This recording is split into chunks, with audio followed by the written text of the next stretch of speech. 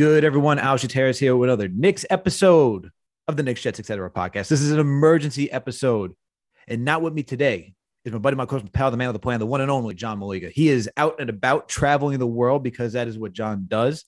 This man is like Carmen Sandiego. You'll have no idea where in the world this man will be, and communications will be difficult. So when he's back, that's how I'll know he'll be back in. That's how I'll know where he is. But safe travels to John. Hope he enjoys his time over in Kenya and Egypt, because I think he did mention that he's going to make a quick stop there. So safe travels to you, my man. We'll miss you dearly. But don't worry, we got video producer Greg with me today, so he'll chime in on some of the news that we got going on. As I said, this is breaking. No, it's not breaking news now, but it was breaking news last night. As we were recording the Jets podcast, Derrick Rose will be out for the next 8 weeks and will be reevaluated after having successful ankle surgery. Really was not prepared for this. Really was taken aback when I got this news, because we knew he got injured during the Houston game, and that's where McBride had to play a majority of the minutes. But they said it was a tweak, and now it goes from a tweak to needing special surgery. That's coming out of left field. Absolutely. So shocked by it. But what does this all mean now that he's out for 8 weeks? Does that mean the next season is down the tube? Does it mean that Kemba Walker will be traded? Does it mean Deuce McBride will get minutes? I'm about to get into all that right now. So let's start off with number one. What does it mean for the team overall? I do think without Derrick Rose, this team takes a massive step back. This man was the most consistent player, someone that you can rely on a night-to-night basis based on his style of play. Truly was a catalyst when it comes to playmaking, efficient scoring. And without him, it will be tough for the New York Knicks to stay in games, especially with that second unit. He was the leader of that second unit. He was closing in crunch time. Without that, it's going to be tough, because you need someone who can help organize that offense and really keep things together when things are starting to break down. Because as we've seen, Julius Randle isn't that guy who can necessarily close, and we don't have anyone else outside of that. RJ Barrett is like Julius Randle, where he's good between the 10s, 20s type of guy, where he'll get you the yards, he'll get you the points, he'll get you the rebounds, everything that you need. Are these guys that are reliable to close down the stretch? Absolutely not. So this is funny right here. Yep, here comes the cat. And the cat wants to make their appearance. Cat always wants to make their appearance when there's breaking news, but we can't have that today. So back to what I was on topic. Yeah, so Julius Randle and RJ Barrett are not the guys that are going to close down the stretch for you, but they can. They will get you between, like I said, the 10s, 20s. They'll get you the points, rebounds, and everything that's necessary. So it will be difficult for the Knicks to close games. They're going to have to figure out what they're going to do. They're going to have to figure out their identity first and foremost, because this isn't a defensive team that it was last season, and we're not an offensive juggernaut either. So it will be difficult for this team moving forward. But the good thing is that we've seen Kemba Walker have a resurgence. So with him, the offense has looked better, especially when it comes to a playmaking standpoint. You think about Kemba, what he's done the last two games when it's against the Boston Celtics and now the Detroit Pistons. You're seeing him get into the teeth of the defense. You're seeing him looking for guys out in the perimeter. You're seeing him trying to put up layups, attack the rim with his crafty finishing that he's known for in the past. And with that, it has helped the Knicks offense look a little bit more fluid. They're not necessarily knocking down shots, especially during the Detroit Pistons game. They weren't necessarily knocking down shots as they should have been, but it does add a dimension to this team where it was struggling by allowing Julius Randle to be that playmaker. He's not that guy. Julius Randle's not that guy. We shouldn't see the ball in his hand that often, because it either leads to a telegraph turnover, as we've seen from in years past and even this season. And also, he could be a black hole and just stop the movement of the offense, and everyone's just standing around the perimeter and not cutting, not sending backdoor screens, getting easy looks for guys. So having in Kemba's hands, and even Fournier to a certain degree, looked a lot better, a lot smoother. So hopefully they can keep doing that in the future. Now, because of that, because Kemba has shown that he's still valuable, before his injury, John and I were on here discussing, hey, he's probably going to get traded because Tom Thibodeau benched him. They haven't spoken to each other in quite some time. So it's when you hear that type of news and you think about the $8 million contract, another team could definitely use him and would trade for him, even though there were reports saying that no one would trade for him. That's just why. That's like I said in the last episode. That's just GMs trying to negotiate through the news. Don't believe that whatsoever. That Kemba, as he's shown these last 2 games, can still provide something for this team. Will his knees hold up? That's another question. But you see that once he gets the opportunity and is the lead ball handler, he can feel comfortable and get things going. But getting back to what I said, even though you had Tom Thibodeau and Kemba Walker not talking, Tibbs benched him for Alec Burks in the starting rotation. There is something about these guys where you could say, hey, are they going to be okay? Are they going to work together? Are they going to gel? Are they going to be able to put this stuff behind them?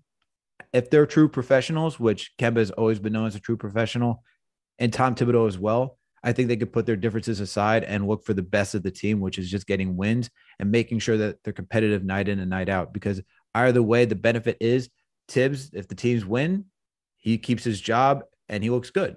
And same thing for Kemba. If the team wins, he looks good, increases his trade value. He doesn't necessarily have to be here next season, but it will show the rest of the league that he's still a good player. So I don't see Kemba being traded at this point, especially since Derrick Rose will be out for 8 weeks. 8 weeks takes us past February 10th, which is the last day of the to make trades. That is the trade deadline date. And because of that, I can't see the Knicks giving up point guard depth when they don't have Derrick Rose anymore. And especially we want a veteran at point guard. I think some fans out there are thinking, well, what about Deuce McBride? What about Emmanuel Quickly? Can't they get into the starting rotation and make a difference for this team? Because we've seen Emmanuel Quickly go out there and, put up a lot of shots. We've seen his improvement in playmaking. And Deuce McBride, we saw him quarterback the offense against the Houston Rockets. What I would tell fans is Emmanuel Quickly, yes, even though he has been consistent, probably the second most consistent player, maybe Obi Toppin could be put in that conversation as well on this Knicks team. You know what you're going to get out of Emmanuel Quickly. You're going to get some good ball handling, some playmaking. Now that he's slightly improved in it, it's improvement. He's not the greatest playmaker, but there's improvement. So you're going to get that on a constant basis. And he's going to put up his shots. Whether or not they find the bottom of the net, that's another story. But you're going to get consistent effort, especially on the defensive end as well. And just overall intensity. So that from Quickly. But because of the shot making and not being consistent and still him trying to figure out that balance, I don't see Tibbs wanting to put him in the starting rotation, especially since he works so well as a secondary ball handler and creator, which is why he paired so well with Derrick Rose. And now you could say, what about Deuce McBride? Deuce McBride showed a lot. He'll pick up guys full court press. He was quarterback of the offense. Like I said, he had 9 dimes against Houston, right? Had a career high. I think it was 16 to 19 points, somewhere around there. I would say this. It's hard to rely on a rookie who isn't comfortable dribbling with both hands. You see, even when he uses both hands, he wants to stick with the right hand. He's going to take time to get a little bit more comfortable. Sure, he could do a little combo moves and put up a shot and knock it down too. He's got a really good jumper from mid and from 3. But once again, he's a rookie. Do you want to put that type of trust in a rookie point guard? And not necessarily do I, because I don't mind. I wouldn't mind starting Deuce McBride, but does Tom Thibodeau is a better question. I don't see Tom Thibodeau doing that. And if he was going to do it, it would be Emmanuel Quickly. I don't know if he wants to do that to Emmanuel Quickly because, as we've seen the last couple of weeks, once Kemba was benched, Quickly was struggling to find his own shot. He was shooting 20% between field goals and 3-pointers, like high 20. I think it was like 28%. So why would you want to do that to him and have him struggle? The thing that worked best is when both Deuce McBride and Emmanuel Quickly played together, and you're not going to put both of them in the starting rotation. You have both of them in the second unit. So let those guys cook. And because of that, you're going to allow Kemba Walker once again to be the starting guard of this team, which we've been looking for a starting guard. And since he's been playing so well, you just got to rely on Kemba. So I don't see him getting traded. I see Kemba being the starting point guard for this team, but I do see Deuce McBride and Emmanuel Quickly getting more time and Deuce getting some more opportunity because we do need another point guard off the bench. Him and Quickly worked really well in Houston. Now, what does that say about Grimes, right? Because Grimes showed the 27 points against the Milwaukee Bucks. He came out and he's a tenacious defender. He's ready to fight around screens. He's not the best, but he will fight around screens. Typical 3-and-D guy, offers you some limited playmaking, but he's a wing defender. And I could see him getting minutes, if he comes back before McBride, because we're going to need somebody else in that second unit. But once McBride comes back, I think McBride's going to leap over Quentin Grimes. And it stinks because I do like Quentin Grimes. I do like what I saw against the Milwaukee Bucks. But let's look at our wings and shooting guards that we have right now. As of right now, we have Evan Fournier, who is still healthy. RJ Barrett just returned off the safety protocols with Obi Toppin, by the way. So Obi Toppin is going to be back in this rotation. Doesn't mean RJ and Obi are going to be playing tonight. And I'm recording this on Thursday, December 23rd at 3:39 p.m. But they're coming back. So you look at Quentin Grimes. You have Evan Fournier, RJ Barrett. Then you also have Alec Burks. And then if you want quickly with Deuce McBride, those are 4 guards / wings that you're using. So where does Grimes fit? Now, if one of those guys misses, sure, then he'll get his time again. But if you get all these young guys back, I could only see it being Deuce McBride and Emmanuel Quickly getting that rotation. I think Quentin Grimes is the odd man out in this situation because we need playmakers. We need guys who are not only playmakers, but are also good shooters and shot creators. And Quickly and McBride have shown they can do that. And on the second unit where you can work against other lesser players, doesn't mean they suck. They're just lesser because the starting rotation is like your best guys. They're going to get the opportunity to go work and go do that. And it just makes sense.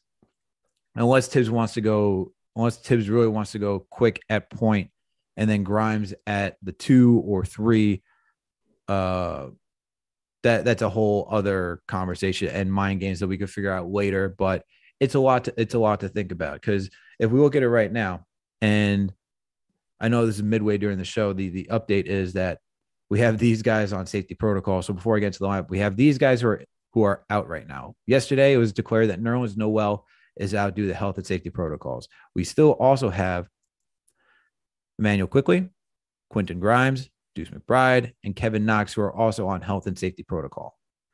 So with those guys out here, this is what we have coming back. We have Kemba Walker, we have Alec Burks, Evan Fournier, Julius Randle, and now Mitchell Robinson most likely getting slid up to the starting rotation.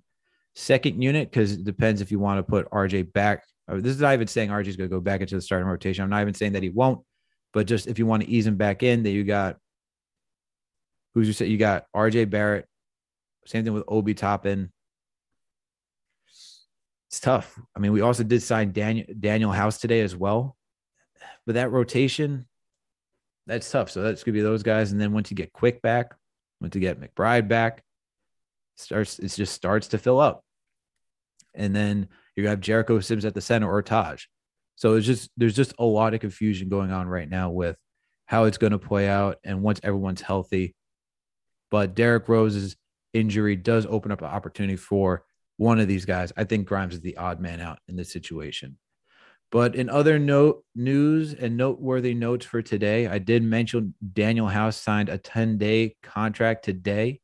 Other guys that have signed is Tyler Hall. That was on December 18th to a 10-day contract. On December 21st, the Knicks did sign Damian Dotson and Matt Mooney. So there are 4 guys on that we signed to 10-day contracts all at various times just to add the depth because of health and safety protocol.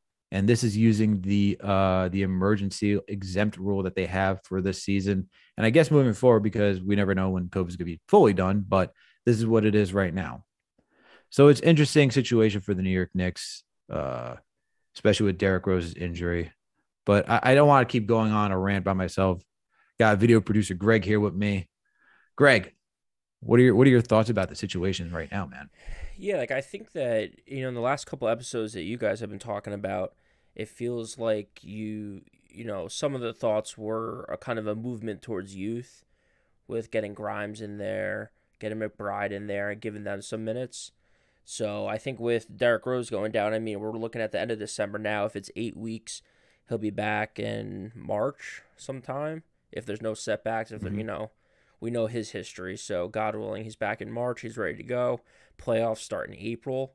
So, for the next 2 months, I think we're going to lean on the young guys a lot. I, there's been interesting talk like in Knicks world about Kemba Walker, and obviously with the benching, it got crazy. A lot of opinions out there from before the season, then in the beginning of the season, and where we're at now. Like you said earlier, a lot watching him the last few games, it just feels like the offense is moving a little bit better, flowing a little bit smoother. So I enjoy that. I think the Knicks we need to be scoring more. It needs to be a little bit more fluid. It's tough right now with all these people going in and out, like now losing Noel. That's just tough with not having a consistent, people out there day in and day out. So all these guys kind of piecing it together.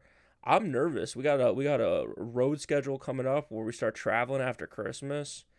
I Mhm. really need, we need Quickly back. We need some of these guys. Toppin's back, but I don't know how much, playing time he's going to be getting right away. So, I'm a little nervous about this upcoming like 2 week stretch that we're facing because for some reason the Knicks games don't get delayed. I still think it's crazy that all these teams are getting postponed, but we have half of our roster out now, and we still have to fight through it. I know it's crazy. And I think the thing is that if you have less than eight of your, I think it's either 7 or 8 of your roster, then you can get a game canceled. Okay. Um, and we haven't been there yet, actually. Okay. And then we get RJ and Obi back. Like, if we go down the line, we have our five, like Kemba, right? We have had Kemba, Fournier, Burks, Randle, Noel. We've also had Mitch. You also had Wayne Selden, who is part of this roster as well. So it's 7 guys right there, and Tosh. So that's 8 guys Taj, that you yep. technically still have, so you have all these guys. If I don't even remember if I included. Did I include Wayne Selden? Yeah, you did, but I don't know if you I think included I Jericho did. Sims. I don't know if he counts too. He's on a 2 way, so I don't think Okay. they actually count the 2 ways. But if they did, that's 9 guys. So if you Yep. count 9 guys, then they're still eligible to play. And the Knicks are one of the few teams that actually use all of their roster spots. But Yeah. with the addition of Damian Dotson as well, a former Knick, it's interesting to see how we're going to move forward. But that's why, getting back to what you're saying, that's why we haven't had a game canceled yet. If we Yeah. lost more guys, like how the Nets and everybody else is, it's going to it would be a lot crazier. But I still think it's going to be crazy against the Washington Wizards for tonight. They're fully healthy. They're just missing KCP, and we're going in there with this roster. It's gonna be rough, man. They're gonna be playing 40 minutes. This is truly like dangerous territory because you're gonna be playing guys like heavy, heavy, heavy, heavy, heavy minutes. They're gonna need a lot of rest. We need guards coming back. You heard Kemba Walker during the last post game. He's like, guys, get healthy. I need a break. Yeah. 40 Yeah. minutes, man. 40 minutes is a lot. It's a It lot is a of lot. minutes. It's crazy. Oh man. And yeah, what It's do you just think? tough, What do you man. think about this matchup tonight with Washington? Just because basketball, I haven't been in the full swing with, but I do remember Washington early in the season was starting out so hot. They're kind of falling back to, you know, 16 and 15 right now, sitting looking on I think they're the seventh seed in the East right now, maybe. So Yeah. are you a little nervous about the Wizards just as a whole, like come playoff time, or are you just worried about them now because of our depleted roster? I'm worried about the now because of our depleted roster. I think the Wizards. I did come into the season thinking that they're a good team. The last 10 games, they're 3-7. Yeah, They are 6 right now, so they're technically out of the play-in. Knicks are with the Hawks looking to get into the play-in, and it's not that much, man. We're talking about Knicks are 7.5 games behind. If they win 2 games, they're back to being up 6. If they win 3 games, they're back. They solidify the 6th spot, and they're close to arguing with the top 5. But it's I'm not worried. I'm not if we had a full roster, I would only be worried about the Wizards because I don't know if this team would have been gelling together yet, which the starting unit has been gelling well, which brings even more questions as John and I talked about, which is, does RJ Barrett get back in the starting lineup? Which we both say yes. But if you're looking for some continuity and success, and now with Derrick Rose out, this kind of opens up Thibodeau's like capability to just play more with the rotations and say, what works? I don't necessarily need Alec Burks coming off the bench. I can do a full youth movement on the bench and keep Burks in the starting rotation and just say, hey, RJ, if you like playing with these guys, you get to play with these guys. But RJ would also need more minutes. You can't go from like playing the second most or even like the top 5 in the league last season to playing with a bench. People would be scratching their heads. It's a massive change. I don't know if he'd be cool with that. I doubt that would happen, but we'll see moving forward. But I'm not worried about the Wizards. They're a struggling team, but they are fully healthy and we're not. So that's the reason why I think they're actually probably going to win tonight versus us. And that's what John and I called in the previous episode. Yeah, big games for us. These next 2 games with the Wizards and the Hawks, just because we're right all kind of in the same spot, like you said. They're 16 and 15, and then us and the Hawks both have 14 wins. So we're all kind of neck and neck. I want to hear your thoughts though, like later in the season when it comes hopefully playoff time and we're right there with everyone. If we're fully healthy, we don't make any changes. We don't make any trades at the deadline. Who's our 5-man? And like down like late in the fourth quarter, you were talking about earlier, closing out the game. Is Derrick Rose our point guard at that spot, and then who else is with him in that 5-man? In the later part of the season, yeah, like we're in a do or die game. We're trying to close out a game. We're up 2. There's 2 minutes left. Who's that? Who are our 5 guys right now that are like, okay, I feel confident about closing out a game with these guys?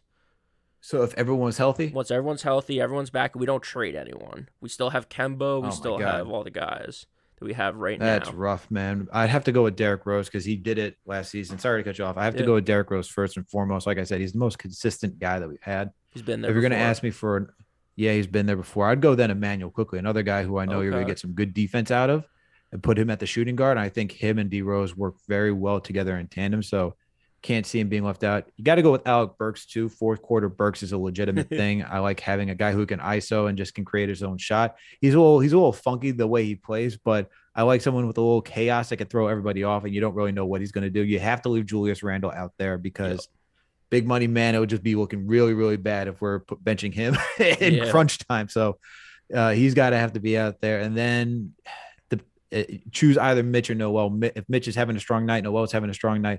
One of those 2 guys are interchangeable, and that's who you'd probably want closing with that. But you actually brought up another point that I just want to get into, Greg. And what the listeners in on is like, do any other trades happen? Which I don't really think any other trades happen at this point, because as we're seeing throughout the entire NBA, COVID is just going rampant, man. It's just destroying every team. Like some teams haven't been hit by it, like the Wizards yet, but then some teams like the New York Knicks are getting hit really hard with it. Even the Brooklyn Nets are getting hit really hard with it. So with guys dropping, it's really hard to think of anyone being traded because you just want that depth. And the Knicks came in here with that thought process that we have a deep lineup and Tibbs needs to utilize the depth. So I don't see this team making any trades unless you're getting like a really good value in return for a guy that you know is going to be here for a long term. Yeah. So if you're saying, well, what about trading for Miles Turner? Is that still on the table? I think Miles Turner's still on the table. I think there's a way where the Knicks can pull that off. You trade Mitchell Robinson, most likely Mitchell Robinson. They're going to want somebody young who they can see promise in. And I don't see Rick Carl wanting Nerlens Noel back. Yeah. So you could throw Mitchell Robinson, point guard at this point is not happening. I initially thought Kemba would have been thrown in that deal, but you can say Evan Fournier. Maybe you throw in Kevin Knox if they want another young guy, if they're looking to do a rebuild, which has been reported by Shams. So, and then you may throw in like a draft pick or so, maybe like that protected Charlotte first rounder. Was it the 19th pick? And then you also have maybe a second rounder in there as well, if you want to get Miles Turner, because according to who was it? Kevin O'Connor of The Ringer. He said that the GM of the Pacers values Turner a lot, which is why he hasn't been traded. Also, but if you're being realistic, Turner isn't worth like a massive haul. And I think that deal that I just mentioned isn't a crazy haul for Turner because you're also getting rid of some players who are considered depreciating assets, and like Kevin Knox, because we don't know if Kevin Knox will get another shot again on this team. He's not going to get re-signed, I think. Mitchell Robinson, I think if they're concerned about his mentality, you're just trading center for center at that point. And then Evan Fournier is like, hey, we're doing you a favor. And to do this favor, I guess, we'll also throw in some picks that we're not really caring about because I don't see the Knicks drafting everybody, all these picks that we have. We have a lot of picks. Yeah, we have a ton, and So we already have a bunch of young guys too. So yeah, that as well. But if they're looking for like any other trade, like I could see that trade happening. Um, I don't necessarily see Eric Gordon, nor would I really want Eric Gordon. That was no. reported by Mark Bremer of the New York Post. I don't want to add a 3-and-D guy who's aging where I would rather just throw Quentin Grimes at that point. Just move somebody and bring somebody back that you don't want to use. That way you can throw the youth in there.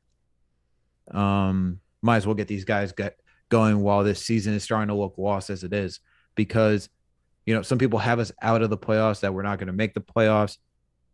I don't, as of right now, it looks bleak. I'm not going to say, hey, I still believe in this team that we're going to do anything. Like, there's nothing that this team has shown that we're confident. I'm confident to say that they will make the playoffs, but anything can happen, man. We traded for Derrick Rose last season. The next thing was lightning in the bottom. We were the 4th seed in the Eastern Conference.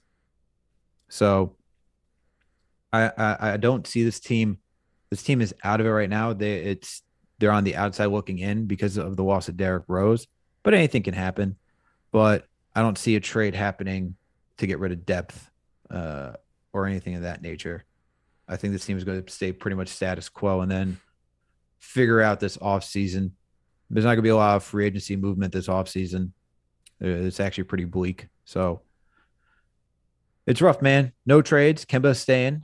That's what I think. Nothing crazy. Like I don't even, like if anyone's saying like a Dame Lillard trade, I'd look at you crazy because Yeah. that's a lot of assets.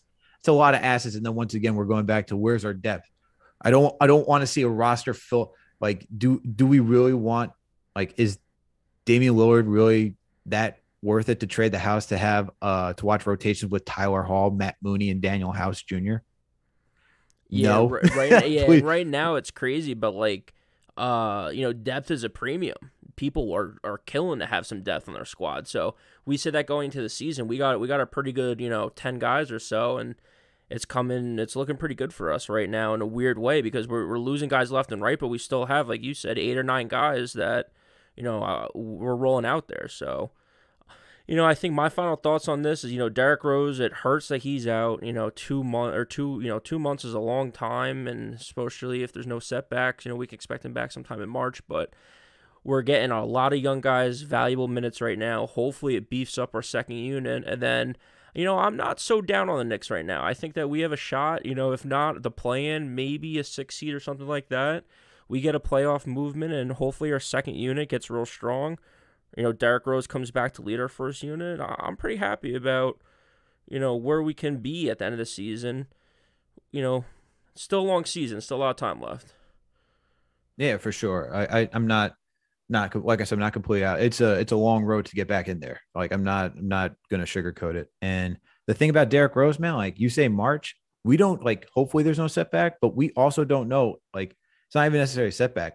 How long will it take for him to get ready? He's been through a lot of injuries and a lot of surgeries in his lifetime, so it may take him a little bit longer. We say up there in age, like he's only like what 33, 34, but he's been through so much where we don't know how long the recovery process is. Knicks could also say, you know what, if we bring him back, it's a lot of pressure to put on Tibbs to say what's going on. I think it's going to determine if he comes back, will determine how close are we to like making some noise in the playoffs and how well is everyone else playing? Because if you have Kemba playing well, if I'm Derrick Rose, I'm like, let me just chill for another season, get some workouts in, get back healthy. You can move Kemba next offseason so that way you don't have this controversy because that's a lot. It's the last thing I'm thinking about, man, is like, all right, Rose is back. We want him in the starting rotation. We like our depth with the youth. Kemba, you going back to being benched and it's past the trade deadline. That just sounds gross, man. Really sounds gross. And to even buy out the guy who's a Bronx native after having like this whole, you had Fat Joe and Sarah. The Knicks are Yeah. about also image too. It's not going to look pretty. It just would not look pretty. So I hope, I'm hoping for Derrick Rose, one of my favorite players to ever watch play. I got the number 4 in the City Edition jersey back there for a reason. I'm part of that Rose Hive. Uh, I want him to come back healthy, but it's just going to bring up a lot of questions once everyone else is healthy, man. But as of right now, let's try to stay in the moment. Hopefully, these Knicks can pull it together, pull themselves out. And that's it, man. That's all I got on this. Anything else that you want to add? No, a big couple games coming up, but Atlanta's a little beat up. Washington hasn't been so hot lately, so hopefully we get a win or two before we get on this 3 or 4 game road trip that we have coming up to finish out the year. For sure, for sure. Well, then on that note, thank you everyone for tuning into this emergency Knicks episode of the Knicks Jets Etc. podcast. Thank you to video producer Greg for hopping on with me and getting this thing done. We're on break right now, but it's never a break with around New York sports, as everyone knows. So thank you for all tuning in and listening to what we have to say. You know what to do. You know the call to action. If you listen to this on Apple Podcasts or Spotify, please make sure to give us a 5-star rating. If you listen to us on Apple Podcasts, please make sure to leave a comment. That helps us out oh so greatly. Also, if you don't listen to us on Spotify or Apple Podcasts, it's okay. We're on Amazon, Alexa, Stitcher, you name it. We are there. Also, we're on YouTube. Please make sure to subscribe to our YouTube channel. Also, when you watch these videos, hit the like button and make sure to hit that notification bell to know when an episode drops. Okay. Also, while you're there, we got Winning Picks Weekly. Video producer Greg and John, well, now just video producer Greg for the next couple of weeks, the next 2 weeks, is going to go down the NFL slate and give you his picks, man. These guys have been doing a killer job. So just make sure to go check them out. And then look, it helps us out if you tell a friend and tell that friend to tell a friend about this podcast. All right. The more subscribers and listeners helps us out oh so greatly. And we're just trying to build this community. Okay. And then last, but certainly not least, make sure to follow us on Twitter, Facebook, Instagram, TikTok. All right, everyone. Thank you for tuning in for another Knicks episode of the Knicks Jets Etc. podcast. Emergency episode. We'll catch you later next week for the Jets rapid reaction. And video producer Greg will be joining me this time. We're gonna get some Greg in on some of this action. Let's go. Heck yeah, let's go Knicks.